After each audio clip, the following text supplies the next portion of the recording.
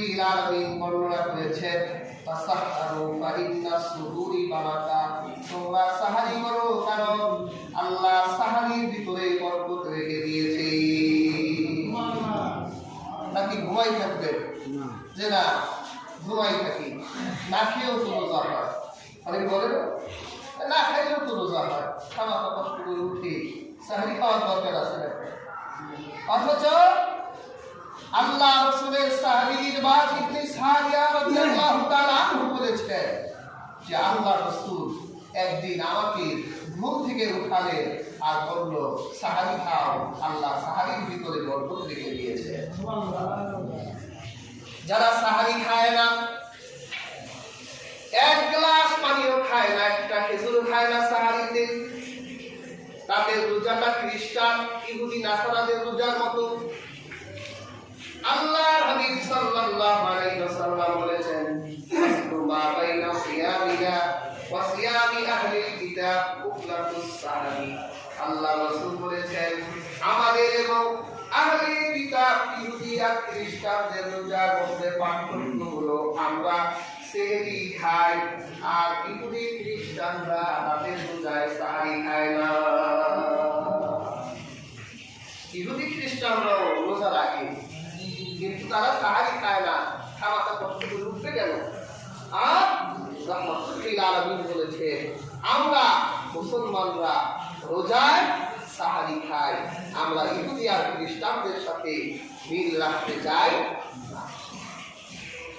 কাজে কষ্ট হলে উঠেন, এক গ্লাস পানি হলেও খান, একটা খেজুর হলেও খান, নামাজ পড়ে তারপর বেশি ঘুম হলে ঘুমান, কিন্তু সাহারি বাদ দিয়ে না। যারা সাহারি বাদ দেয়, সাহারিকে তুচ্ছ তাচ্ছিল্য করে, তারা আল্লাহ হাবিবের এই সাহারি সুন্নতকে যেন অবজ্ঞা করে। আর হাজিরিন, আল্লাহর রাসূলের সুন্নত অবজ্ঞা করলে নিস্তার নাই। কি বলে নিস্তার আছে? নিস্তার নাই, একবার সব শেষ হয়ে যাবে। রোজাদার রোজার ফায়দা হাসিলের জন্য আরেকটি রোজার দাবি হলো ইফতার করা। কি করা? আল্লাহ রাসূল সাল্লাল্লাহু আলাইহি ওয়াসাল্লাম হাদিস পাকে বলেছেন লা ইয়াজালুন নাসু বিখাইর মা আযজারুল ফিতরি, আমার উম্মত ততদিন পর্যন্ত কল্যাণ থেকে বঞ্চিত হবে না, ততদিন পর্যন্ত কল্যাণের উপর থাকবে যতদিন তারা দ্রুত ইফতার করবে। ইফতার করবে তারা দ্রুত, সূর্য অস্তমিত হয়ে গেলে ইফতার করবে। সে যেন এই আশা না করে, এই নিয়ত না করে যে নামাজ পড়ি একবার ইফতার করি, তাহলে সে কল্যাণ থেকে বঞ্চিত হয়ে যাবে।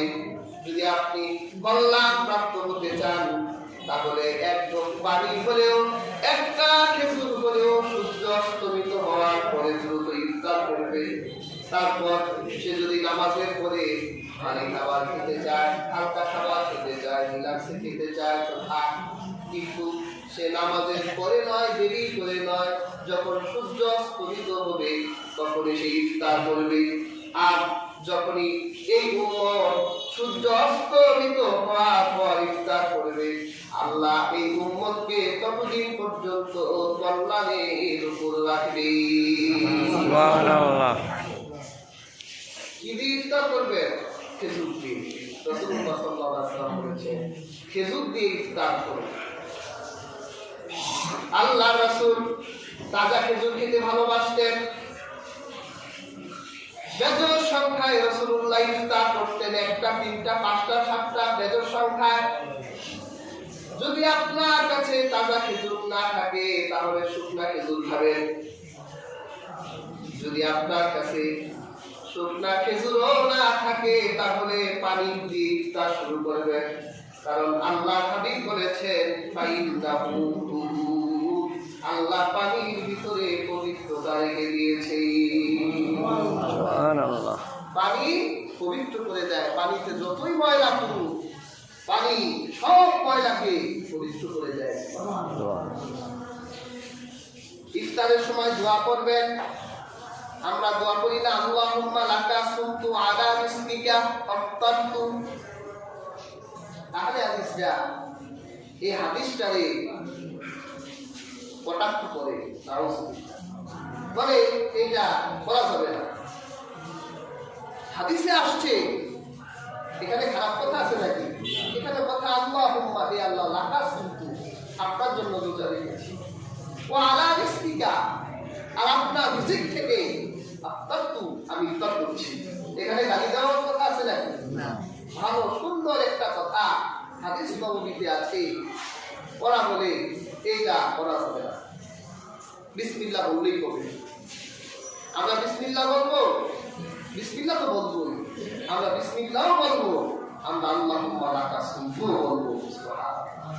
রাসূলুল্লাহ আরো বলতেন, আবু দাউদ শরীফের হাদিসে এসেছে আল্লাহ রাসূল ইফতারের সময় আরো অন্য দোয়া বলতেন, যেমন আল্লাহ রাসূল বলতেন যাহাবাজ জামা আফতারু ওয়া সাবাতাল আজরু ইনশাআল্লাহ। আল্লাহ রাসূল যখন ইফতার করতেন, খেজুর খেতেন, পানি খেতেন, তখন আল্লাহ রাসূল বলতেন যাহাবাজ জামা, আল্লাহ আমার পিপাসাকে দূর করে দিলেন। সুবহানাল্লাহ। কি বলেন? পানি খেলে পিপাসা দূর হয়ে যায় না? আপনি পানি খেলে পিপাসা দূর হয়ে গেল। রাসূলুল্লাহ বলে আল্লাহ আমার পিপাসা দূর করে দিলেন। অবদালাতিল কুলু, আমার শিরা উপশিরাকে আল্লাহ সিদ্ধ করে দিলেন, ঠান্ডা বানাই দিলেন। সুবহানাল্লাহ। ওয়া সাবাতাল আজরু ইনশাআল্লাহ, আল্লাহ চায় তো এই রোজার প্রতিদান আমার জন্য লিখে দেওয়া হলো। আল্লাহ রাসূল তার প্রত্যেকটা রোজার উপর আল্লাহ রাসূলের এমন কনফিডেন্স ছিল, এই হাদিস থেকে বোঝা যায় আল্লাহ রাসূল রোজা কবুল হয়ে গেছে, এইরকম কনফিডেন্স, আত্মবিশ্বাস রাসূলুল্লাহ রাখতেন। কিন্তু আমরা তো রাখি না। এজন্য অনেক সময় শোনা যায়, ভাই নামাজ রোজা আমাদের করার কথা আমরা করি, কবুল হয় না হয় এটা আল্লাহর ব্যাপার। কি বলে? এটা বলি না? আমি মনে করি এই কথাটা ভুল কথা। আপনি পরীক্ষা দিছে, আপনি তো জানেন পাস করবেন না ফেল করবেন। কারণ আপনি যদি পরীক্ষা হল থেকে বের হলে একজন জিজ্ঞেস করলো পরীক্ষা কেমন হয়েছে, আপনি বললেন পরীক্ষা দেওয়ার কাজ আমার, আমি পরীক্ষা দিয়ে এসেছি, মাস্টার জানে আমি পাস করবো না ফেল করবো। এই কথা চলে? আপনি পরীক্ষা দিচ্ছেন, আপনি তো বুঝলেন যে আপনি পাস না ফেল। পাস করলে বলতে পারবেন ইনশাআল্লাহ পাস, আর ফেল করলে বলবেন মাশাআল্লাহ ফেল। আপনি নামাজ পড়েন, রোজা রাখেন, আপনি বুঝেন না যে আপনার একটা কতটুকু হবে? আপনি হারাম খেয়ে রোজা রাখতে হবে না? আপনি হারাম খোর, নামাজ পড়ে তো হবে না? তা আপনি তো বলবেন বের হয়ে আমার রাখার কাজ রাখি, আল্লাহ ভালো জানে। আর আপনি যদি হালাল খোর হন, প্রকৃত মুসলিম মুত্তাকি মুমিন হন, তা আপনি বের হলে বলতে পারবেন ইনশাআল্লাহ আল্লাহ কবুল করবে।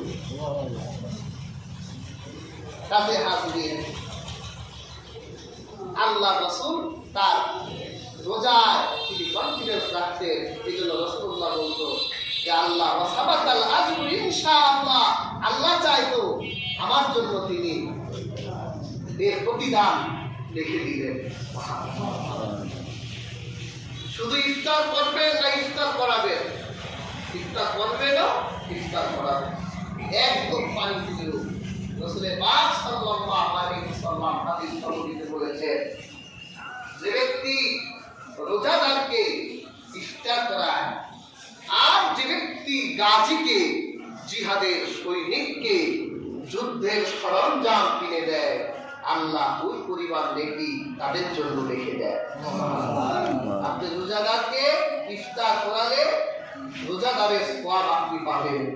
কোন যোদ্ধাকে যুদ্ধের অস্ত্র কিনে দিলে, যুদ্ধের সাজ সজ্জায় ব্যবহৃত পণ্যগুলো কিনে দিলে, ওই যোদ্ধা যখন জিহাদের মাঠে যুদ্ধ করবে, আপনি ওই যুদ্ধের সওয়াব আপনার আমলনামায় পেয়ে যাবেন। ফিলিস্তিনের যোদ্ধারা যুদ্ধ করছে, আপনি ফিলিস্তিনের দূতাবাসে গিয়ে 10,000 টাকা দিয়ে আসবেন, যে আমি যোদ্ধাদের জন্য দান করলাম। ফিলিস্তিনের মাটিতে আল্লাহর রাজ কায়েম হোক, এই নিয়তে দিয়ে গেলাম। ফিলিস্তিনের যোদ্ধারা যুদ্ধ করবে, সওয়াব আপনার আমলনামায় আল্লাহ দিয়ে দিবেন। বুঝলেন না বিষয়টা? কাজে হাজির ইফতার নিজেও করবে, ইফতার করাবে। আল্লাহ ইফতারের ভিতরেও বরকত রেখে দিয়েছেন, সুবহানাল্লাহ, খাইর কল্যাণ রেখে দিয়েছেন। এরপর রোজা রাখা অবস্থায় সব ধরনের অন্যায় অশালীন কাজ থেকে নিজেদের বাঁচিয়ে রাখতে হবে। আল্লাহর হাবিব সাল্লাল্লাহু আলাইহি ওয়াসাল্লাম বলেছেন, মান লাম ইয়াদা কাওলা যুর ওয়া লা আমাল বিহি ফালাইসা আল্লাহু ফালাইসা লিল্লাহি হাজাতুন ফি আইয়াদা তাআমাহু ওয়া শারাবাহু। আল্লাহ রাসূল বলেছেন, এমন কত রোজাদার আছে যারা রোজা রেখে মিথ্যা ছাড়ে না, রোজা রাখে আবার মিথ্যাও বলে, আর মিথ্যা সংশ্লিষ্ট আমলগুলো ছাড়ে না, সকল ধরনের পাপের মধ্যে লিপ্ত থাকে। আমার আল্লাহ বলেন, তার রোজা কোনো প্রয়োজন আল্লাহর কাছে নাই। সে যেন না খেয়েই থাকলো, সে যেন পানিও না পান করলো, সে যেন খাবারও না খেলো, তার এই না খাওয়া না পান করা আমার আল্লাহর কাছে কোনো মূল্য নাই। কি বলে রাখেন এরকম রোজাটা? রোজা রাখলে এমনি তো মেজাজ হ্যাং হয়ে থাকে, বাজে কিছু দেখলেই মেজাজ একবারে হাই টেম্পার হয় না? ছোট ছোট বিষয় নিয়ে কথা শুরু করি, হ্যাঁ পানি এভাবে ছাড়ে, এক পানি নিয়ে ঝগড়া করে নাক ফাটাই দেবে। আবার শুনছি এক লোক ইফতারের সময় বউ তালাক দিয়ে দিচ্ছে। একটা কল্যাণের সময় বউ তালাক দিলি কেন? সারাদিন রোজা রাখছে, মাথা তো পুরা বড়। বউ বেগুনির ভিতরে লবণ দেয় নাই, বেগুনি চাপানি দিচ্ছে পর থেকে লবণ নাই, এই লবণ কোথায়? উনি রোজা রাখছে না, উনি আমি রোজা রাখি নাই, তুই তালাক, তোর জান কষ্টি সব তালাক। এক লবণ কেন্দ্র করে সব তালাক হচ্ছে, মেজাজ তো গরম থাকে।